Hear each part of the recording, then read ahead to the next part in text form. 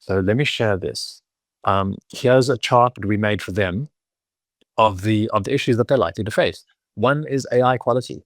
AI is actually a new science and it's difficult to get right. And I've been working in models, financial models, computer models, AI models for many years. Uh, Calibrating them and getting them to perform at the level that you require for production is hard. Um, and that takes a lot of expertise. Have to know how to engineer the prompt. You have to know how to work with, for example, the latency. Is that acceptable in a conversation if you have a 1.5 millisecond latency? Or do you need a 400, 500 millisecond latency, which is more what people are used to dealing with? And if you don't have that, then you have patient acceptance problems. Maybe they don't like the voice or the style of the chat, and they feel that it's artificial or they feel that it's imposing. And so you have to address with all these issues. Maybe they don't pick up the calls because they're scared of junk calls, and you have to find a way around that. So, these kind of issues we have encountered and thought through, and solutions which we've developed for all of those.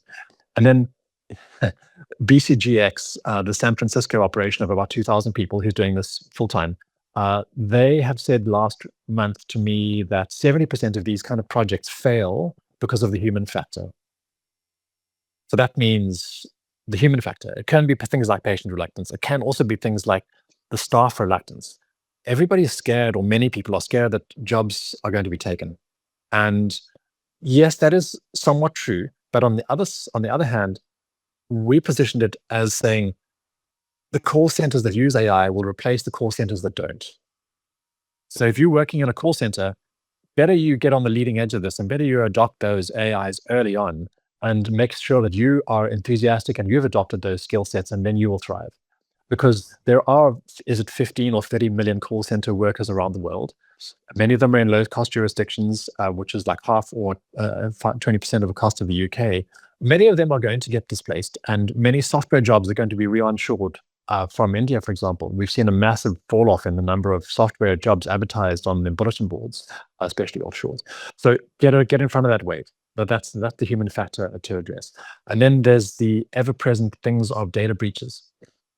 There is always the risk of release of personally identifiable information, and Change Healthcare was a horrible example that came out last year, where they inadvertently were hacked and they had 100,000 patient details records released into the public domain of the dark web last year. It was horrible. I've seen it firsthand because we've been interacting with them. They shut down any development. They went into complete bunker mode. So we can't have that. And because of those stories, there's the risk that legal departments and IT departments are going to shut down any initiatives, and they'll say, no, you can't do that. We know that IT is unfortunately often labeled the department of no for sensible reasons. And so we have to work through those reassurances, and we have some mechanisms in order to do that, which we can talk through. And then there's public relations and all these kind of things. So there are a lot of reasons why these kind of projects can fail, and we need to make sure that we've addressed them as part of the pilot, or have a plan to address them as part of the production and the scale up. But I think those are all addressable. I mean, who remembers when in the year 2000 we thought e-commerce was never going to take off because people would not put their payment details online? It was the myth. There's never underestimate human ingenuity, because we found a way around that, and we similarly are finding a way around all of these issues. And some of the ways around it that we can address, and we can maybe talk through these if we have time, are things like on-premises solutions or intelligent model routing. So where the questions are routed to the on-prem model or the private cloud model if they contain private information. And you can have your own open source large language models deployed just for you, which are not going to have a significant risk of information leakage. Or for the more generic queries, you can route them out to OpenAI or Grok or Claude 3.7 or one of the other foundation models in the open world. So we have these kind of solutions to deal with these issues. But I think really, like in summary, it's things like the accuracy is key. A human factor is the cause of 70% of the failures. Information security and governance will shut down a lot of projects. And we need to aim at the right risk level. One thing which is not actually on this slide, which is a really key point, is that AIs are generally ready for co-pilots, as we were saying earlier.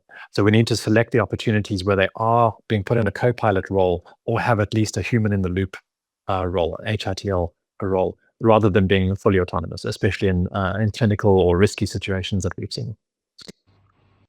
So side of the exponential progression in capability in these areas. And for organizations that are perhaps a little bit trailing in terms of adoption and experimentation and even implementation, what's the things that you would go, well, if I were advising you, I'd be looking at these dimensions in terms of capability, because these are the spaces that perhaps make the most sense from a business opportunity point of view. Yeah. Yeah, good. So I think to address that, maybe as some kind of an allegorical kind of examples of one of the best ways of communicating this. So